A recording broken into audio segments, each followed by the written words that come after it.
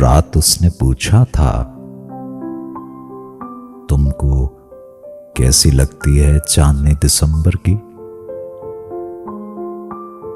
मैंने कहना चाहा था, सालों माह के बारे में गुफ्तगू के क्या मानी।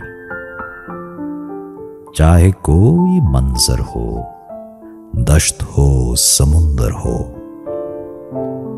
जून हो, दिसंबर हो, धड़कनों का हर नगमा मंजरों पर भारी है।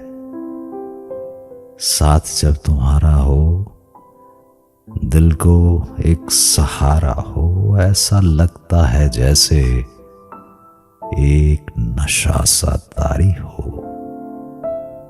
लेकिन उसकी कुर्बत में कुछ नहीं कहा मैंने, तकती रह गई मुझको चांदनी दिसंबर।